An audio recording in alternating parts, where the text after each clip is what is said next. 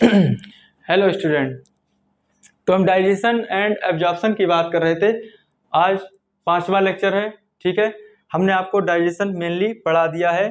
Digestion में हमने different type का डाइजेशन देखा था। ठीक है, डिफरेंट एंजाइम्स आ रहे थे, अलग अलग पार्ट्स ऑफ एलिमेंट्री कैनाल। तो हमने देखा था डाइजेशन बेसिकली कहाँ से स्टार्ट हो गया था। डाइजेशन माउथ से ही स्टार्ट हो गया था। माउथ में सलाइवेशन, माउथ में सलाइवा मिक्सअप हो गई थी फूड पार्टिकल्स के साथ, जिसको हमने बोल दिया था बोलस। यही छोटे छोटे बोलस आके कहाँ इकट्ठे हो रहे थे, स्टमक में। स्टमक में यही सारे छोटे छोटे बोलस को हमने मिलाकर क्या बोल दिया था, चाइम। ठीक है, यहाँ पर गैस्ट्रिक जूस का मिक्सअप होगा उस फूड के साथ, और म्यूकस का भी मिक्सअप होगा, इसी को हमने क्या बोल दिया, चाइम। स्टमक के बारे में हमने आपको बताया, यहाँ पर फूड 4 to 5 आवर तक इकट्ठा रहता है। यहाँ पर चलती है चर्निंग मूवमेंट। कौन सी मूवमेंट, चर्निंग मूवमेंट। यहाँ पर हमने आपको बताया हाईली एसिडिक पीएच होता है ड्यू टू HCl। HCl का सेक्रेशन हो रहा था पैराइटल सेल्स और ऑक्जेंटिक सेल्स, और एक प्रोटीन डाइजेस्टिव एंजाइम का सेक्रेशन हमको देखने को मिला यहाँ पर चीफ सेल्स और पेप्टिक सेल्स, जिसका नाम था पेप्सिनोजन। पेप्सिनोजन इनएक्टिव फॉर्म थी, इसको एक्टिव फॉर्म में कन्वर्ट करने के लिए HCl रिस्पॉन्सिबल था। HCl ने कन्वर्ट कर दिया पेप्सिनोजन को पेप्सिन में, और ये पेप्सिन का क्या काम था, प्रोटीन का digestion.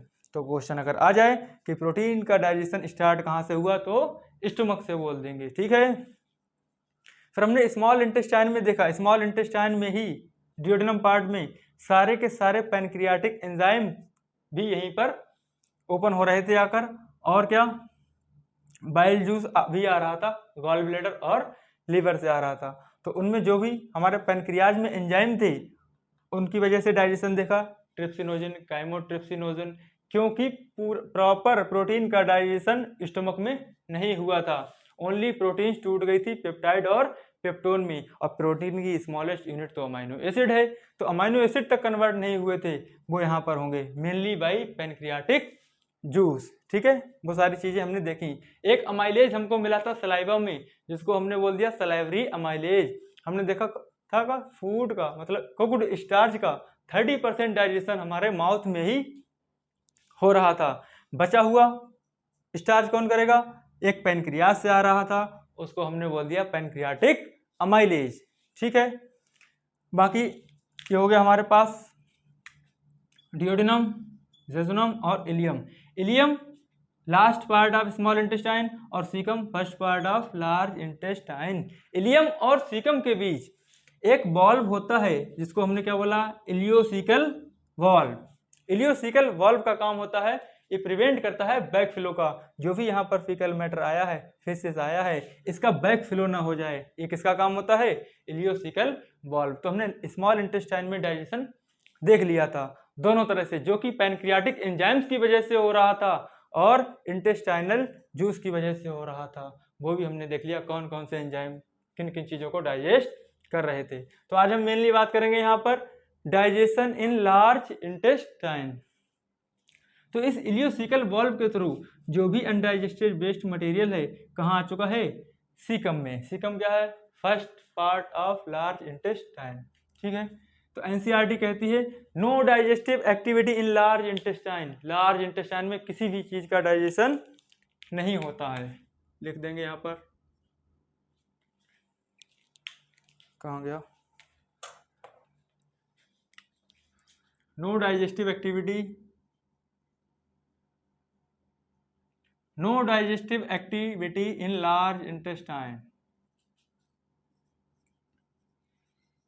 Large intestine, large intestine में हमें किसी भी सब्सटेंस का डाइजेशन देखने को नहीं मिलता है। ओनली सम सब्सटेंस का क्या होता है, एब्जॉर्प्शन।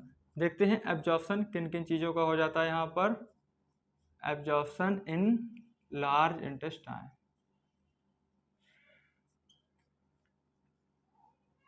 लार्ज इंटेस्टाइन में एब्जॉर्प्शन देखेंगे। बताइए, फूड आ रहा था, कुछ गैस्ट्रिक जूस यहाँ पर मिक्सअप हुए थे फूड के साथ, बिल्कुल, और पैनक्रियाटिक जूस, बाइल जूस यहाँ पर आ गए। क्या ये बहुत ज़्यादा डाइल्यूटेड फॉर्म में नहीं हो गया होगा, हाँ बिल्कुल। तो यहाँ पर बताओ डाइल्यूटेड फॉर्म में ही आया होगा, तो इसमें से वाटर का रीएब्जॉर्प्शन, वाटर का एब्जॉर्प्शन जरूरी है, वरना हमारा फिशिस या फीकल मैटर बिल्कुल डाइल्यूट फॉर्म में ही आएगी, जैसे कि डायरिया में देखने को मिलती है। ठीक है, बताएंगे आगे। तो यहाँ से मेनली वाटर का एब्जॉर्प्शन किया जाता है और some drugs and small amount में कुछ मिनरल न्यूट्रिएंट्स भी यहाँ से एब्जॉर्ब किए जाते हैं, मिनरल एंड न्यूट्रिएंट्स। इंपॉर्टेंट यहाँ पर बात ये हो जाती है कि यहाँ पर किसी भी सब्सटेंस का डाइजेशन नहीं होता है। सिंपल डायरेक्ट एनसीईआरटी कह रही है no digestive activity in large intestine. कुछ चीजों का एब्जॉर्प्शन होता है, ये चीज हमने देख ली है। ठीक है, इसके बाद हम मेनली बात करेंगे control and coordination of gastrointestinal tract. जो भी हमारा डाइजेस्टिव सिस्टम है, एलिमेंट्री कैनाल है, इसमें जो भी हमारे एक्टिविटी हो रही है, एंजाइम्स का सिक्रीशन हो रहा है, मूवमेंट्स हो रही हैं, वो कैसे कंट्रोल की जाती हैं, उनके बारे में हम बात करेंगे। ठीक है, ठीक है। Control and coordination of gastrointestinal tract. तो न्यूरल कंट्रोल की बात आ रही है। न्यूरल कंट्रोल साइट में हमने क्या है, फूड पार्टिकल्स को देखा, मतलब फूड को देखा, बहुत ज़्यादा टेस्टी फूड है, उसको हमने देखा, सिग्नल कहाँ पहुँचा, ब्रेन में। वाओ, इसका तो हमें टेस्ट भी पता है, बहुत ज़्यादा टेस्टी होता है। क्या बताओ, सलाइवेशन होने लगती है माउथ में? हाँ बिल्कुल हो सकती है। अगर हमें नहीं भी दिख रहा है फूड, हम अपने रूम में बैठे हुए हैं, अच्छी सी खुशबू आ रही है खाने की, ठीक है, तो भी सलाइवेशन होने लगता है।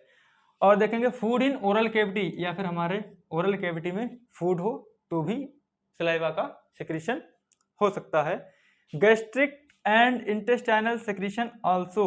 गैस्ट्रिक मतलब जो भी हमारे स्टमक का जूस था, स्टमक का सेक्रीशंस थे, पेप्सिनोजन, HCl, ये सारी चीज़ें स्टार्ट हो जाती हैं। गैस्ट्रिक एंड इंटेस्टाइनल सेक्रीशन, जो भी गैस्ट्रिक और इंटेस्टाइन से सेक्रीशन होते हैं, वो भी कंट्रोल किसकी वजह से होते हैं? न्यूरल कंट्रोल करता है इनको। ठीक है, नर्वस सिस्टम हमारा कंट्रोल करता है। और हमारी एलिमेंट्री कैनाल के डिफरेंट पार्ट में अलग अलग टाइप की मस्कुलर मूवमेंट्स देखने को मिलती है।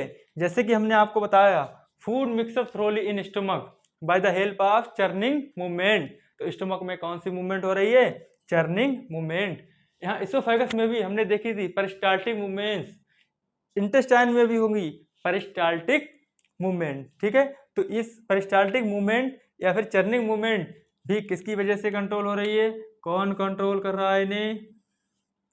न्यूरल कंट्रोल या फिर नर्वस सिस्टम हमारा कंट्रोल कर रहा है। और हमारी GIT मतलब गैस्ट्रो इंटेस्टाइनल ट्रैक्ट को कौन कंट्रोल कर रहा है? शॉर्ट फॉर्म में लिख के आ जाता है कभी कभी GIT, ध्यान रखेंगे। ठीक है, हार्मोन्स कैसे कंट्रोल कर रहे हैं, इसकी मेनली बात करेंगे। Secretion of digestive juice by local hormones produce by gastric and intestinal mucosa. ठीक है, जो भी डाइजेस्टिव जूस का सेक्रेशन हो रहा था, जैसे कि लोकल हार्मोन, इसके एग्जांपल से समझेंगे हम। CCK कोलेसिस्टोकाइनिन, लोकल क्यों बोला? वहीं से निकला और वहीं पर सेक्रेशन करवा रहा है। ठीक है, कोलेसिस्टोकाइनिन, इसका काम होता है helps in gall bladder contraction. क्या करता है ये कोलेसिस्टोकाइनिन? गॉल ब्लैडर को कॉन्ट्रैक्ट करवाता है। अब बताओ, गॉल ब्लैडर को कॉन्ट्रैक्ट करवाएगा तो उससे बाइल जूस का सेक्रेशन होगा या नहीं होगा? बिल्कुल, बाइल जूस का सेक्रेशन हो जाएगा। तो इस तरह से हमने देख लिया a control and coordination of gastrointestinal tract.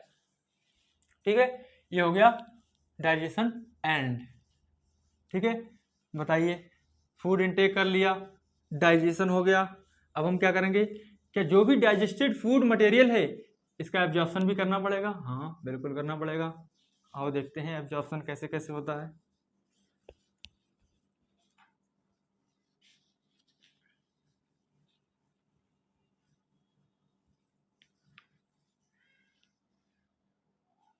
Absorption of digested food.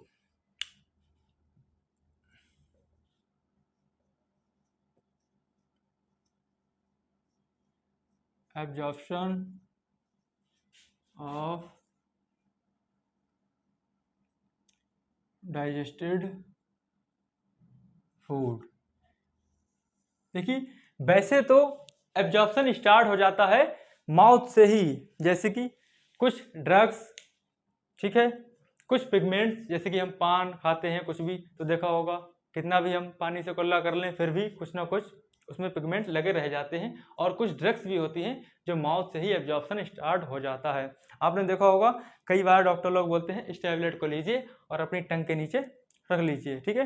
तो डाइजेशन पूछ ले या एब्जॉर्प्शन पूछ ले, मेनली स्टार्ट कहाँ से हो जाता है, माउथ से ही हो जाता है। लेकिन हम यहाँ पर मेनली डाइजेशन, जो डाइजेस्टिव फूड का एब्जॉर्प्शन है, मेनली हम स्मॉल इंटेस्टाइन में बात करेंगे, ठीक है। आइए देखते हैं होता कैसे है। यह है हमारी स्मॉल इंटेस्टाइन, क्या है, स्मॉल इंटेस्टाइन। और ये हमारा बाइलोब्ड लिवर, क्या है, बाइलोब्ड लिवर। यहां से निकली हैं हिपैटिक, देखिए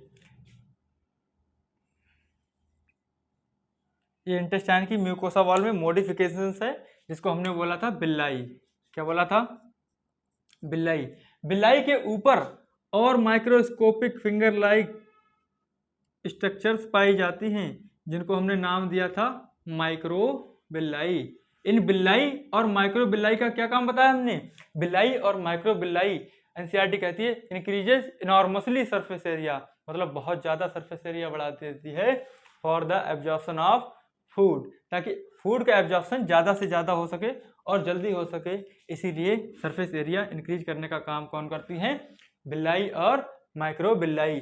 तो सबसे पहले जो भी डाइजेस्टेड फूड है वो एब्जॉर्ब होकर पहुंचता है हमारे लीवर के पास, कहाँ पहुंचेगा, लीवर के पास। और इस पूरे सिस्टम को बोल देंगे हिपैटिक पोर्टल सिस्टम, क्या बोल देंगे,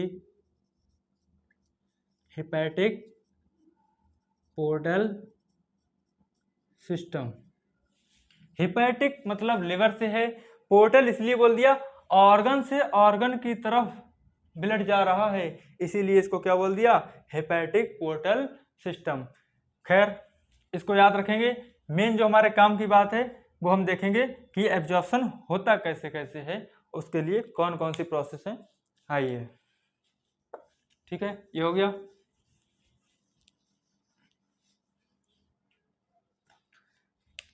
देखिए कैसे कैसे एब्जॉर्प्शन होता है। अगर साथ में है अमाइनो एसिड, अमाइनो एसिड दे दे, ग्लूकोज दे दे, साथ में क्लोराइड आयन दे दे, ठीक है, तो इनका एब्जॉर्प्शन होगा सिंपल डिफ्यूजन।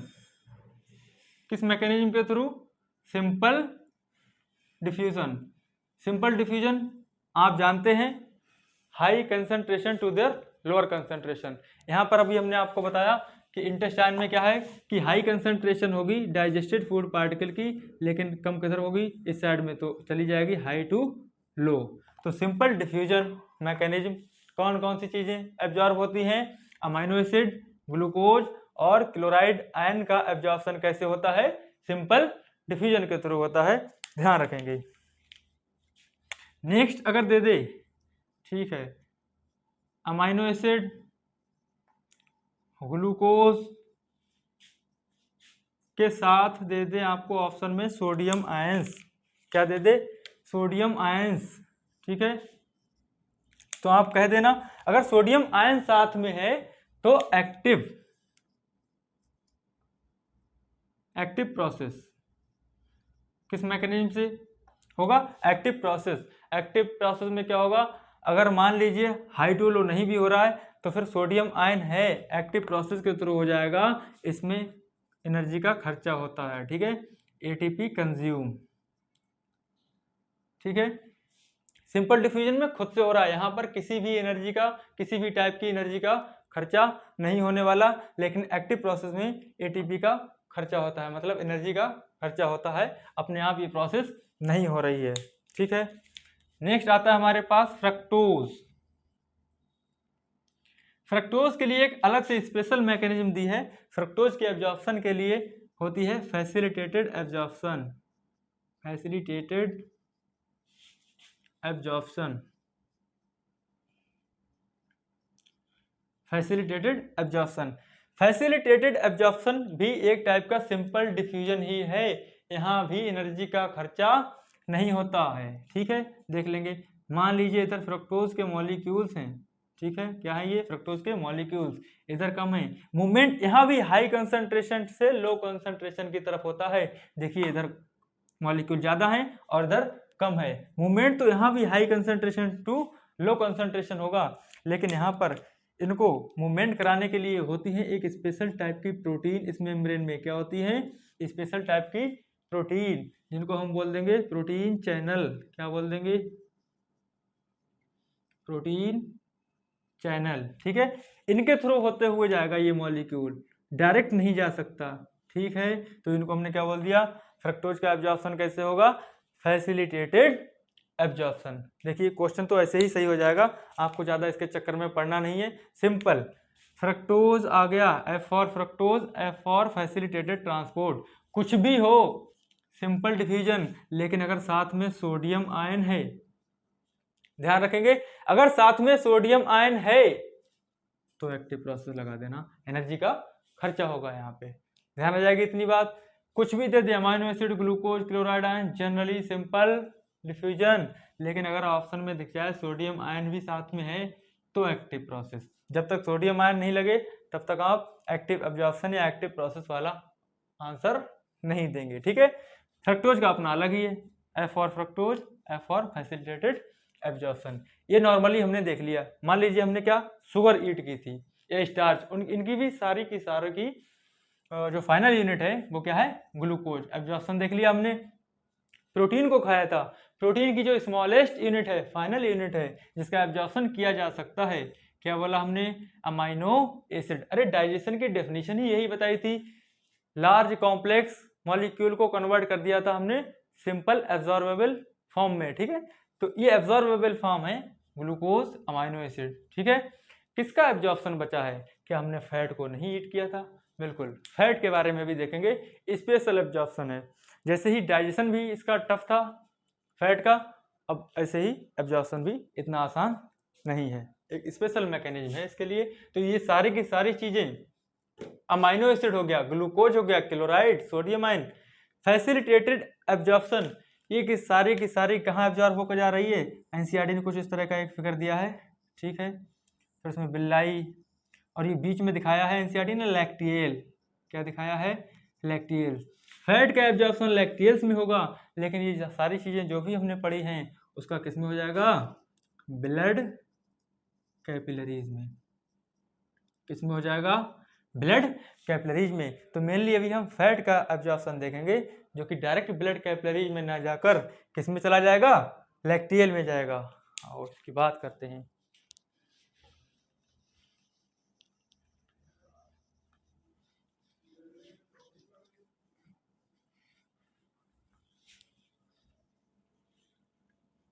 ठीक है, एब्जॉर्प्शन ऑफ फैट क्या पढ़ने वाले हम लोग? Absorption of fat, absorption of fat.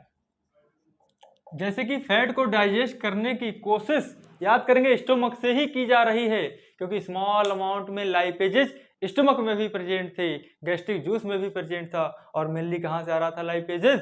Pancreas से। ठीक है, पैनक्रियाटिक जूस में भी था। तो जैसे उसका डाइजेशन टफ था, ऐसे ही एब्जॉर्प्शन भी थोड़ा सा अलग से होता है, इसका नॉर्मली नहीं होता है। देखिए हुआ क्या था, ये क्या है? फैट का बड़ा सा मॉलिक्यूल, फैट या लिपिड ग्लोब्यूल। क्या है ये? फैट या लिपिड ग्लोब्यूल का मॉलिक्यूल है। याद करेंगे, इस पर आकर गिर रहा था कौन? Bile juice. कौन आया था? Bile juice. बाइल जूस का क्या काम था? लाइपेज को एक्टिवेट कर देना। किसको? लाइपेजेस को एक्टिवेट कर देना। लाइपेज एक्टिवेट होते थे, बाइल जूस का काम था फैट के बड़े मॉलिक्यूल को छोटे छोटे मॉलिक्यूल में तोड़ देना। इसी प्रोसेस को हमने बोल दिया था इमल्सिफिकेशन। क्या बोला था? इमल्सिफिकेशन। ठीक है, फैट का लार्ज मॉलिक्यूल कन्वर्ट कर दिया स्मॉलर मॉलिक्यूल में। ठीक है, क्या कहलाया? इमल्सिफिकेशन। ये बेटा जो फैट के मॉलिक्यूल होते हैं हाइड्रोफोबिक। हाइड्रोफोबिक का मतलब होता है वाटर से फोबिया रखने वाले, डरने वाले, मतलब वाटर में आसानी से डिजॉल्व या घुल घुल नहीं सकते, आप ऐसा समझ लीजिए, ठीक है। तो इनको क्या बोला, ये कैसे मॉलिक्यूल हैं, हाइड्रोफोबिक। हाइड्रोफोबिक, बताइए हाइड्रोफोबिक मॉलिक्यूल हैं तो डायरेक्ट ब्लड कैपिलरी में कैसे हो सकते हैं एब्जॉर्ब, नहीं हो सकते हैं क्योंकि ये वाटर हेटर हैं, ठीक है, वाटर लवर नहीं है, वाटर हेटर हैं। फोबिक का मतलब हेटर हैं, ध्यान रह जाएगी बात। तो इन्हीं छोटे छोटे मॉलिक्यूल को हमने बोल दिया था माइसेल, एनसीईआरटी को क्या बोलती है, माइसेल। तो ये माइसेल को डायरेक्ट एब्जॉर्प्शन नहीं किया जा सकता, या माइसेल का डायरेक्ट एब्जॉर्प्शन नहीं होता है ब्लड कैपिलरीज में। तो आओ क्या करें, अब इन छोटे छोटे जो भी माइसेल हमारे बने हैं, ठीक है, तो क्या करें, प्रोटीन तो है हाइड्रोफिलिक वाटर लवर, प्रोटीन तो डिसॉल्व हो जाएगी, प्रोटीन तो घुल जाएगी, तो इन पर पहना देते हैं हम लोग प्रोटीन का चोला। क्या कर देंगे, प्रोटीन का चोला। ये क्या है, प्रोटीन कोट, क्या ये प्रोटीन कोट पहना दिया है हमने, प्रोटीन का चोला। किसको, इन्हीं फैटी एसिड ग्लिसरॉल के मॉलिक्यूल को क्या बना दिया हमने, प्रोटीन का कोट, प्रोटीन का चोला। अब इनको हम लोग कहते हैं चाइलोमाइक्रॉन, क्या बोल देंगे, चाइलोमाइक्रॉन। तो ध्यान रहे, चाइलोमाइक्रॉन किसको बोला, जो भी फैट ग्लोब्यूल या ग्लिसरॉल के ऊपर प्रोटीन कोटिंग कवरिंग है उसको हमने बोला है चाइलोमाइक्रॉन्स। क्या बोल दिया हमने, चाइलोमाइक्रॉन्स। तो ये चीजें ध्यान रखनी चाहिए। इन्हीं चाइलोमाइक्रॉन्स का अभी भी डायरेक्ट एब्जॉर्प्शन नहीं होगा, चाइलोमाइक्रॉन्स का अभी भी डायरेक्ट एब्जॉर्प्शन ब्लड कैपिलरीज में नहीं होगा, किसमें हो जाएगा, लैक्टियल्स में हो जाएगा। फिर ये लैक्टियल फाइनली किसमें सेंड कर देंगी, ब्लड कैपिलरीज में, या फिर ब्लड में चला जाएगा, ठीक है। तो इस तरह से फैट का एब्जॉर्प्शन हमें देखने को मिलता है। तो ये हमने देख लिया फैट का एब्जॉर्प्शन, ठीक है, डाइजेशन देख लिया, एब्जॉर्प्शन देख लिया, न्यूरल कंट्रोल देख लिया। अब हम क्या देखेंगे, कुछ डिसऑर्डर्स बचे हुए हैं, ठीक है।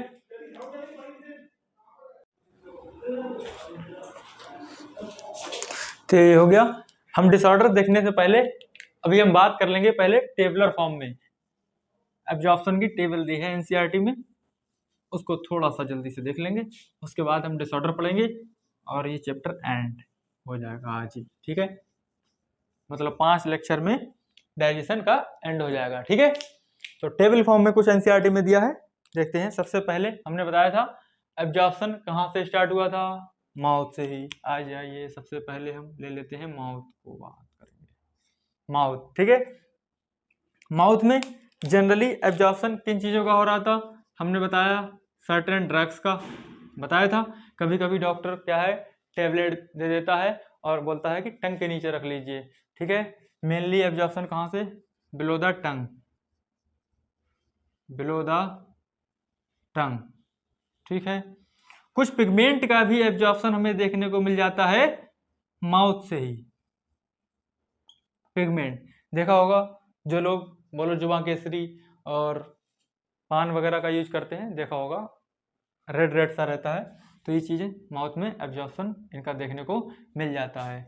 उसके बाद हम आ जाएंगे स्टमक में, ठीक है। स्टमक देखेंगे, स्टमक में किन किन चीज़ों का डाइजेशन एब्जॉर्प्शन होता है। मेनली यहाँ पर वाटर का एब्जॉर्प्शन देखने को मिल जाएगा, सर्टेन ड्रग्स यहाँ भी एब्जॉर्ब होती हैं, ठीक है। बस देख ले रहे हैं, पढ़ तो चुके हैं हम पहले से ही। वाटर, ड्रग्स और अल्कोहल का भी एब्जॉर्प्शन यहाँ पर देखने को मिलेगा। तो मेनली ये चीज़ें याद रखेंगे, ठीक है। अगर हम बात करें, कोई आपसे पूछ ले कि ग्लूकोज का डाइजेशन होगा, नहीं, ग्लूकोज का डाइजेशन नहीं होगा, ये ऑलरेडी शुगर की सिंपलेस्ट फॉर्म है, इसका डायरेक्ट एब्जॉर्प्शन होगा। तो यहाँ पर ग्लूकोज का भी एब्जॉर्प्शन देखने को मिलेगा। देखा होगा आप लोगों ने, कुछ लोग क्या करते हैं, ग्लूकोज पिया और सीधे तैरने के लिए निकल गए, मतलब इंस्टेंट एनर्जी। क्यों, स्टमक में जाते ही जाते यहाँ पर क्या हो गया, एब्जॉर्प्शन हो गया, इसके डाइजेशन की रिक्वायरमेंट नहीं है, ठीक। नेक्स्ट ऑर्गन था हमारे पास जहां पर एब्जॉर्प्शन देखने को मिल रहा था, स्मॉल इंटेस्टाइन। बोलो क्या, स्मॉल इंटेस्टाइन, छोटी आंत की बात करेंगे।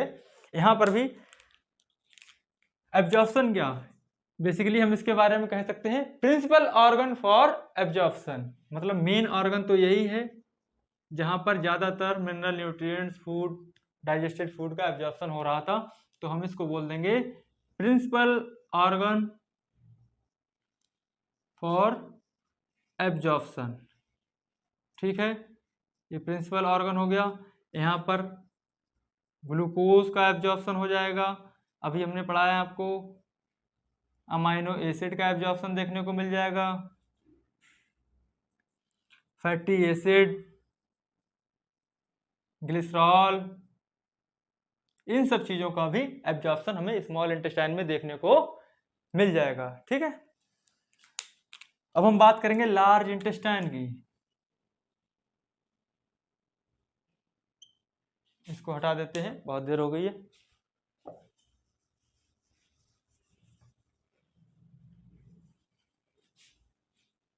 ठीक है, लार्ज इंटेस्टाइन, बड़ी आंत में किन चीजों का एब्जॉर्प्शन होगा। यहाँ पर भी मेनली हमने आपको बताया था वाटर का एब्जॉर्प्शन होगा।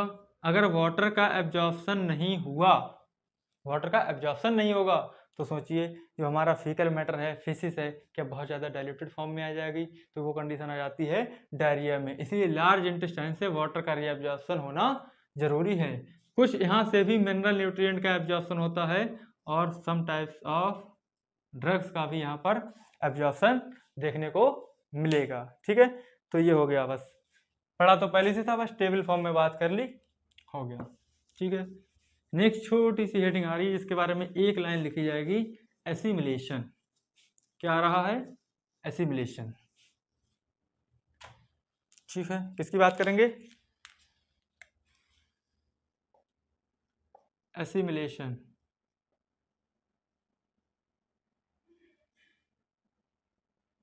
बताइए, हमने फूड को इंटेक किया, डाइजेस्ट कर लिया, इवन एब्जॉर्ब भी कर लिया ब्लड में, अब ये ब्लड से कहाँ पहुंचेगा? सेल, बॉडी टिश्यू के पास। ठीक है, तो वहां पर पहुंचेगा, इनका यूटिलाइज होगा, उसी को क्या बोलते हैं? एसिमिलेशन। तो हम लिख देंगे यहां पर एक लाइन, यूटिलाइजेशन ऑफ डाइजेस्टेड, या हम इसको बोल सकते हैं सिंपलेस्ट फॉर्म ऑफ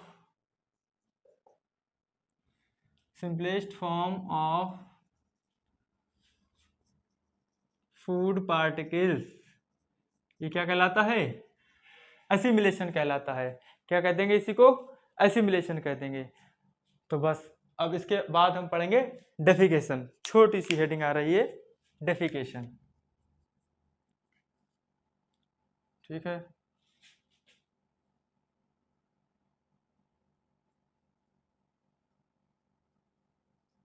डेफिकेशन बोल दें, इजेशन बोल दें, सिंपल भाषा में समझेंगे। डेफिकेशन या इजेशन का मतलब होता है जो भी अनडाइजेस्टेड वेस्ट मटेरियल है उसको एक्सक्रीट आउट करना। इंजेशन का मतलब इनटेक करना, फूड को खाना। ठीक है, इसका मतलब निकालना। ठीक है, बताइए, हमने आपको बताया था कि लार्ज इंटेस्टाइन के रेक्टम पार्ट में, किसमें? लार्ज इंटेस्टाइन के रेक्टम पार्ट में ये जो भी अनडाइजेस्टेड मटेरियल था परमानेंट या टेम्परेरली स्टोर्ड रहता था। Temporarily stored in rectum. ठीक है, टेम्परेरली स्टोर रहता था। जैसे ही इसका अमाउंट बढ़ेगा तुरंत सिग्नल पहुंचेगा कहाँ पे? हमारे ब्रेन में। तो ये भी एक क्या हो गई? न्यूरल मैकेनिज्म हो गई, और हमको अर्ज या डिजायर फील होगी कि हमको जाना चाहिए। ठीक है, अर्ज और डिजायर फील होगी कि अब हमको चले जाना चाहिए, इसको एक्सक्रीट आउट करने के लिए सिग्नल मिलेंगे, तो टाइमली चले जाएं। ठीक है, डेफिकेशन हो गया। इसको कंट्रोल करने के लिए बताइए, क्या ये रेक्टम एनस में खुल रही थी? हाँ, एनस में ओपन हो रही थी, नहीं हो रही थी? आइए, एनस में होते हैं स्फिंक्टर, उनकी बात कर लेते हैं, एनल स्फिंक्टर। क्या बोल देंगे? Anal sphincter. ठीक है, लाइट कम हो गई है। ठीक है, एनल स्फिंक्चर। तो एनल स्फिंक्चर दो टाइप के होते हैं, एक एक्सटर्नल एनल स्फिंक्चर और एक इंटरनल एनल स्फिंक्चर। ठीक है, जो इंटरनल एनल स्फिंक्चर होता है ये होता है इनवॉलेंट्री। क्या होता है? इनवॉलेंट्री। इनवॉलेंट्री का मतलब यह है जो भी एनल स्फिंक्चर होगा अंदर वाला उस पर हमारा कोई भी कंट्रोल नहीं है। तो इनवॉलेंट्री का सिंपल मीन जिस पर हमारा कंट्रोल ना हो, अपनी मर्जी से ओपन हो सकता है, अपनी मर्जी से क्लोज हो सकता है। जो एक्सटर्नल एनल स्फिंक्चर होता है ये होता है वॉलेंट्री।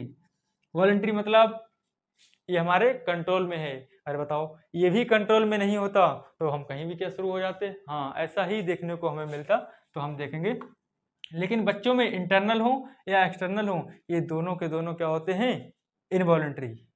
बच्चे का इन दोनों पर भी कोई कंट्रोल नहीं होता, कहीं भी शुरू हो जाता है, चाहे आपकी गोद में हो या फिर अमिताभ बच्चन की गोद में हो, तो उनमें दोनों कैसे होते हैं बेटा? इनवॉलेंट्री। अभी फिलहाल तो अपने में याद रखेंगे, एडल्ट में इंटरनल कैसे होते हैं? इनवॉलेंट्री, जिन पर हमारा कंट्रोल नहीं है, और एक्सटर्नल वॉलेंट्री।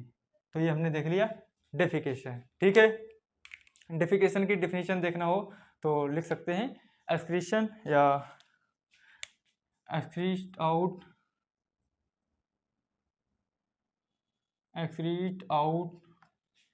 waste मटेरियल बोल दें, फीकल मैटर बोल दें, faecal matter from the body, from the body. ये क्या हो गया? डिफिकेशन। ठीक है, बाकी हम बात करेंगे अब